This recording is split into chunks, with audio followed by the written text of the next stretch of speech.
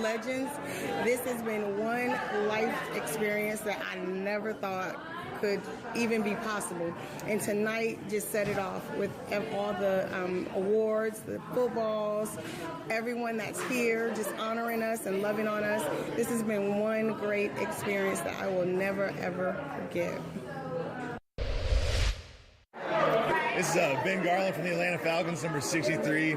Had a great time out there today. I was able to be an hibachi chef for some amazing women. These are not only breast cancer survivors, but some incredible women who are out in the community just killing it and helping out and doing the best things. Hi, this is Sherry Walker, and I have been honored as a Dazzle and Dine honoree for 2017. And today has been amazing. We had the legend football players. My football player was Rod Coleman come and pick us up, and they took us to Jameson Shaw hairdresser. And I have amazing color in my hair. And we finished it out at Katana, and they actually gave us like our footballs with our names on it. And they had us do a touchdown dance. They gave us roses. So it has just been an amazing day. And I would definitely like to encourage anyone that, is a survivor to just, stay encouraged and be positive and just make sure you surround yourself by a good support system and rise up. Now, part 2 of this week's Survivor Series. Part 2. Karen Newman. Wow. Author. Wow. Champion triathlete. Wow. Breast cancer conqueror. Wow. And she's on the mend right now from a procedure. Mm-hmm. We were so glad she joined us beforehand to talk about perseverance and her walk of faith. She's a walking ministry. This interview, you already know. This interview stretched me, touched me, moved me, transformed me. It was very emotional. She teared up. Very emotional. And she shared her story, and she's qualified for nationals. But I got to say this. One of the things that I enjoyed and I learned from her off of, just having that moment to talk was she jumps over fear. She does all of this, everything and then some, afraid. She doesn't let fear hold her back, and she just jumps in and she conquers it. And she embodies everything that strength and perseverance is. And I mean, she will take you there. Right. It's going to move you. It's going to transform you. And I say, let's go. Let's go. Karen. Woo! Big shout out to you. Wow. We're praying for you. Love you, Thank girl. you for joining us on this show. This is a true honor. Another great Survivor Series story. Karen, thank you so much for joining us on Married to the Game. Rory and Lakita, thank you so much for having me. I feel so blessed, and I can't wait to share some of the things that God's put on my heart, and I just pray that they encourage all your listeners. So God bless you for what you're doing. We receive that. Amen. Yeah, we're going to take it and run with that. And speaking of running, you continue to add rungs to the ladder of your career accolades. Share with us your latest feat in competing in the Aquathlon Championship. I competed on October 1st, which was the first day of Breast Cancer Awareness Month. Right. And to be honest, Rory, it's been such a journey to get to the start line because last year I was on a bedpan, unable to move, immobilized, with doctors telling me I'd never walk. But God has such an amazing plan, and anything's possible. Even being able to get on my uniform was a blessing, and I've had the dream of getting to the start line of the aquathlon. And if anybody out there doesn't know what an aquathlon is, like my dad, he's like, what the heck's an aquathlon? It is a run, swim, run, and it was the national championships in Austin, Texas. I just had a dream of perhaps making it onto the podium and being able to testify to what God can do in our lives. All the best in the whole country came to compete, and we started off running, and I had an amazing run. And I got to my goggles for transition to get into the swim, and unfortunately they were full of rocks. And I have no idea how that happened. No. You can't swim with rocks in your goggles, so I had to try to get the rocks out, and it was such a challenge. I was putting water in them, they wouldn't get out, but I can't give up. You know, I've been through so much, can't give up. Dove into the water, my goggles fell off. I forgot to take off my race belt, and it was a real struggle in the swim because I had to swim, and pull my race belt up, try to clear my goggles of rocks. And I prayed the whole time. I was like, Lord, I want to give up. I want to get on the podium. So anyway, long story short, I wound up running so fast in the second run, passed everybody, and came second at the Nationals and qualified for the World. I cried, and I was able to give a testimony, and everybody was crying. It was so amazing, just so amazing. I'm here to say that miracles really, truly do happen. I'm living proof. That is a miracle and a wonderful testimony. So with this qualification, what does that mean? What's next for you? Well, that means that I get to represent the United States in Denmark next year in September. I don't know the date yet, but I just know I will race with awe and joy in my heart. Beautiful. Yes. And that's what I love about reading so much about you, that the warrior spirit that you have. Can you talk to us about how you flipped the coin, or how you flipped a cancer diagnosis and made it a game-changing life blessing for you? One of the biggest things I've learned on this journey is that we need to dare to be vulnerable. My deep, dark secret was that I was suffering from bulimia, and I had also gone on to get my master's in clinical nutrition. I was a registered dietitian. I had a private practice, and I had the opportunity to go around the country and speak about good nutrition. So on the surface, I looked like I had it all. You know, I had this great job. I had a wonderful husband. I had 3 boys. I was volunteering, doing all these things.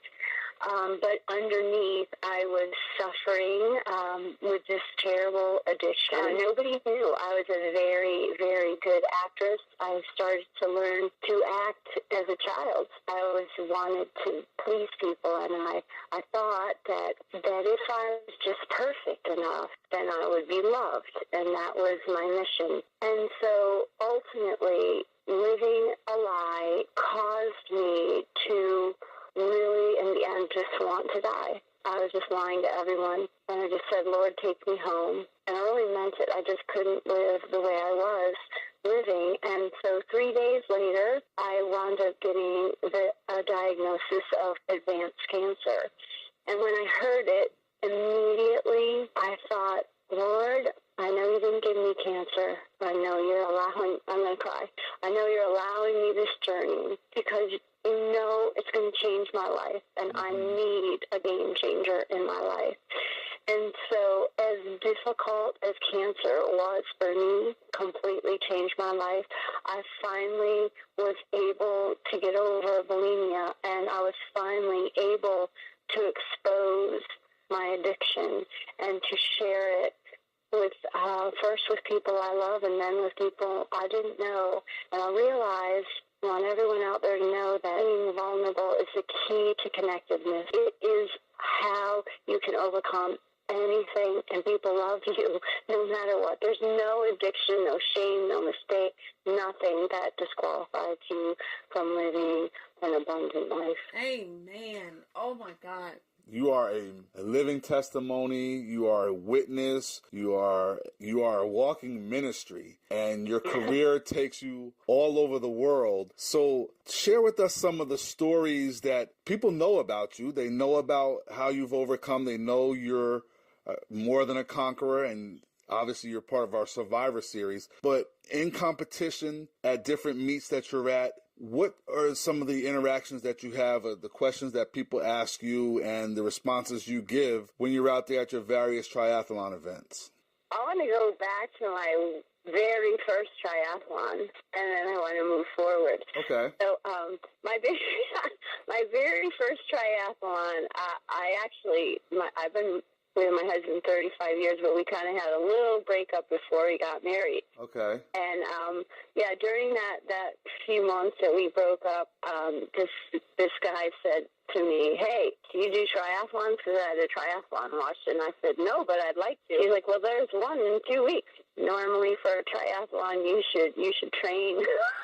But if you're crazy and you just broke up with your boyfriend, right, then you might just take up a challenge.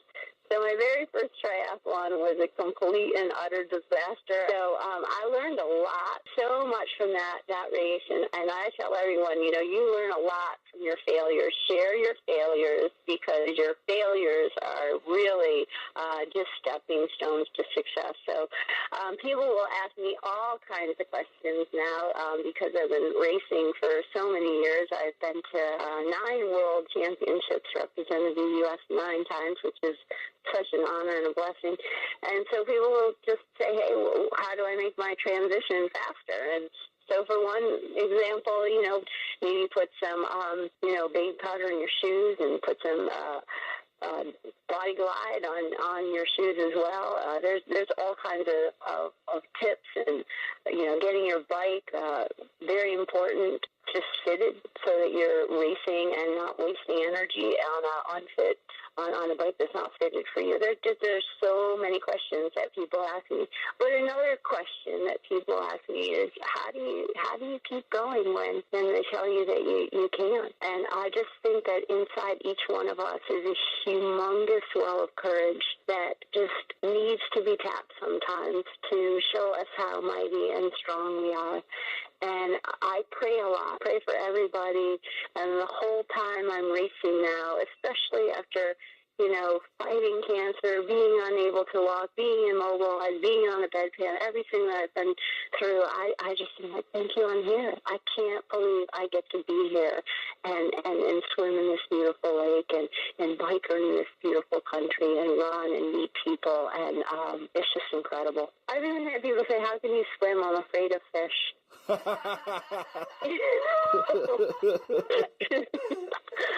You're bigger than the fish. They're usually afraid of you. But, it's fun. It's fun. I get all kinds of questions. That's cool. One of my confessions that I confess daily over my life is I am a long distance runner. So it's just, I'm going to take your spirit and energy and just inject it in me. Yeah, you got it, girlfriend. We know that we are more than conquerors through him that loved us.